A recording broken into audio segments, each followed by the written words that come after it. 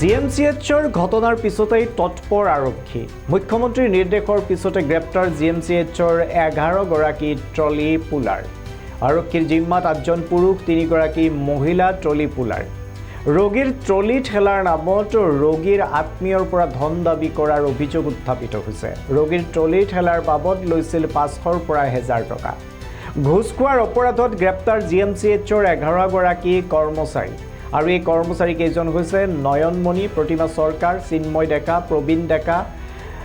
শুক্লা বৈৰাগী লংকেশ্বৰ ৰাজবংশী অসীম ডেকা আজিজুৰ ৰহমান অলকা চৌধুৰী গোলক তালুকদাৰ আৰু নন্দু দাস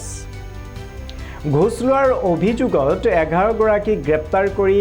আদালতত হাজিৰ কৰোৱা হয় প্ৰয়োজনত সকলোকে আমি জেৰা চলাম বুলিও কয় ডিসিপি মৃণাল ডেকাই জিএমচিএচত নৱজাতকৰ মৃত্যুক লৈ চলা আৰক্ষীৰ অভিযানৰ মাজতে এইদৰে সংবাদ মাধ্যমৰ আগত জানিব দিয়ে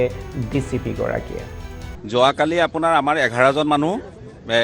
হেৰি এইটো কি কয় জিএমচিএচৰ কৰ্মচাৰী হয় কণ্ট্ৰেকচুৱেল কৰ্মচাৰী যাক এজেঞ্চিৰ দ্বাৰা নিয়োগ কৰা হয় তেওঁলোকে ৰোগীৰ এটেণ্ডেণ্টৰ পৰা পইচা ডিমাণ্ড কৰে বুলি এটা অভিযোগ এটা পোৱা গৈছিলে যোৱাকালি সেইটোৰ ওপৰত ভিত্তি কৰি 11জন মানুহক এৰেষ্ট কৰা হৈছে তেওঁলোকক আজি মহামান্য আদালতত প্ৰডিউচ কৰা হ'ব তেওঁলোকে আপোনাৰ ৰোগীৰ এটেণ্ডেণ্টৰ পৰা বিভিন্ন সময়ত পইচা ডিমাণ্ড কৰে আৰু ৰোগীৰ এটেণ্ডেণ্টেও অলপ ভয় শংকাত কাৰণ ৰোগী এজন তাতে থাকেই তেওঁলোকে পইচাটো দি দিবলৈ বাধ্য হয় বুলি তেওঁলোকে অভিযোগ কৰিছিলে সেই অভিযোগটোৰ ওপৰত ভিত্তি কৰি আমি কালি 11জনক কৰায়ত্ব কৰোঁ তদন্ত কৰি গোটেই নিশাটো তদন্ত কৰিছিলে আমাৰ ভঙাগড় থানাই আৰু ভঙাগড় থানাই তেওঁলোকক আজি ইয়াতে ৰেজিষ্টাৰ হোৱা কেছটোৰ তেওঁলোকক মহামান্য আদালতত প্ৰডিউচ কৰিব কেটৰ কথা নকওঁ কিন্তু এই বছৰটোতে এনেকুৱা 6টা কেছ ৰেজিষ্টাৰ হৈছে য'ত পইচা পাতি ইনভলভমেণ্টৰ কথা আহিছিলে আৰু আসামী এৰেষ্ট কৰি কোৰ্টত প্ৰডিউচ কৰা হৈছিলে আৰু এইটো হৈছে আমাৰ এই বছৰটোৰ 7 নম্বৰ কেছ গতিকে যেতিয়াই অভিযোগ পোৱা যায় তেতিয়াই আমি তাৰ ওপৰত ব্যৱস্থা লৈ আছোঁ যোৱাকালি আপোনাৰ আমাৰ 11জন মানুহ হেৰি এইটো কি কয় জিএমচিএচৰ কৰ্মচাৰী হয় কণ্ট্ৰেকচুৱেল কৰ্মচাৰী যাক এজেঞ্চিৰ দ্বাৰা নিয়োগ কৰা হয় তেওঁলোকে ৰোগীৰ এটেণ্ডেণ্টৰ পৰা পইচা ডিমাণ্ড কৰে বুলি এটা অভিযোগ এটা পোৱা গৈছিলে যোৱাকালি সেইটোৰ ওপৰত ভিত্তি কৰি 11জন মানুহক এৰেষ্ট কৰা হৈছে তেওঁলোকক আজি মহামান্য আদালতত প্ৰডিউচ কৰা হ'ব তেওঁলোকে আপোনাৰ ৰোগীৰ এটেণ্ডেণ্টৰ পৰা বিভিন্ন সময়ত পইচা ডিমাণ্ড কৰে আৰু ৰোগীৰ এটেণ্ডেণ্টেও অলপ ভয় শংকাত কাৰণ ৰোগী এজন তাতে থাকেই তেওঁলোকে পইচাটো দি দিবলৈ বাধ্য হয় বুলি তেওঁলোকে অভিযোগ কৰিছিলে সেই অভিযোগটোৰ ওপৰত ভিত্তি কৰি আমি কালি 11জনক কৰায়ত্ব কৰোঁ তদন্ত কৰি গোটেই নিশাটো তদন্ত কৰিছিলে আমাৰ ভঙাগড় থানাই আৰু ভঙাগড় থানাই তেওঁলোকক আজি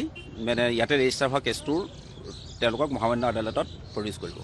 কেটৰ কথা নকওঁ কিন্তু এই বছৰটোতে এনেকুৱা 6টা কেছ ৰেজিষ্টাৰ হৈছে য'ত পইচা পাতি ইনভলভমেণ্টৰ কথা আহিছিলে আৰু আসামী এৰেষ্ট কৰি কোৰ্টত প্ৰডিউচ কৰা হৈছিলে আৰু এইটো হৈছে আমাৰ এই বছৰটোৰ 7 নম্বৰ কেছ গতিকে যেতিয়াই অভিযোগ পোৱা যায় তেতিয়াই আমি তাৰ ওপৰত ব্যৱস্থা লৈ আছোঁ যোৱাকালি আপোনাৰ আমাৰ 11জন মানুহ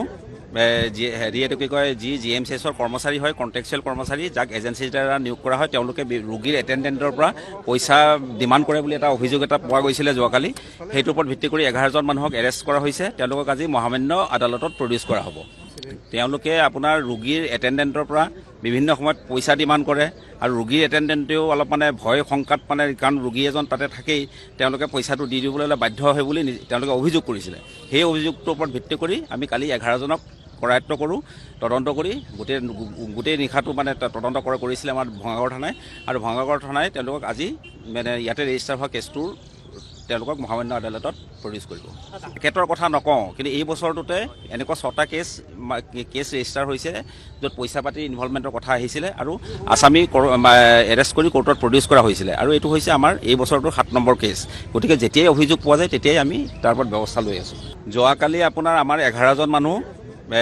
হেৰি এইটো কি কয় জিএমচিএচৰ কৰ্মচাৰী হয় কণ্ট্ৰেকচুৱেল কৰ্মচাৰী যাক এজেঞ্চিৰ দ্বাৰা নিয়োগ কৰা হয় তেওঁলোকে ৰোগীৰ এটেণ্ডেণ্টৰ পৰা পইচা ডিমাণ্ড কৰে বুলি এটা অভিযোগ এটা পোৱা গৈছিলে যোৱাকালি সেইটোৰ ওপৰত ভিত্তি কৰি 11জন মানুহক এৰেষ্ট কৰা হৈছে তেওঁলোকক আজি মহামান্য আদালতত প্ৰডিউচ কৰা হ'ব তেওঁলোকে আপোনাৰ ৰোগীৰ এটেণ্ডেণ্টৰ পৰা বিভিন্ন সময়ত পইচা ডিমাণ্ড কৰে আৰু ৰোগীৰ এটেণ্ডেণ্টেও অলপ ভয় শংকাত কাৰণ ৰোগী এজন তাতে থাকেই তেওঁলোকে পইচাটো দি দিবলৈ বাধ্য হয় বুলি তেওঁলোকে অভিযোগ কৰিছিলে সেই অভিযোগটোৰ ওপৰত ভিত্তি কৰি আমি কালি 11জনক কৰায়ত্ব কৰোঁ তদন্ত কৰি গোটেই নিশাটো তদন্ত কৰিছিলে আমাৰ ভঙাগড় থানাই আৰু ভঙাগড় থানাই তেওঁলোকক আজি ইয়াতে ৰেজিষ্টাৰ হোৱা কেছটোৰ তেওঁলোকক মহামান্য আদালতত প্ৰডিউচ কৰিব। কেটৰ কথা নকওঁ, কিন্তু এই বছৰটোতে এনেকুৱা 6টা কেছ ৰেজিষ্টাৰ হৈছে য'ত পইচা পাতি ইনভলভমেণ্টৰ কথা আহিছিলে আৰু আসামী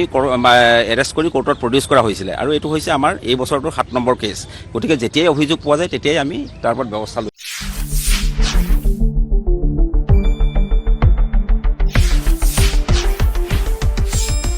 শুদ্ধ আৰু বিস্তৃত বাতৰিৰ বাবে চাই থাকক নিউজ ডেস্ক ৰিপৰ্ট।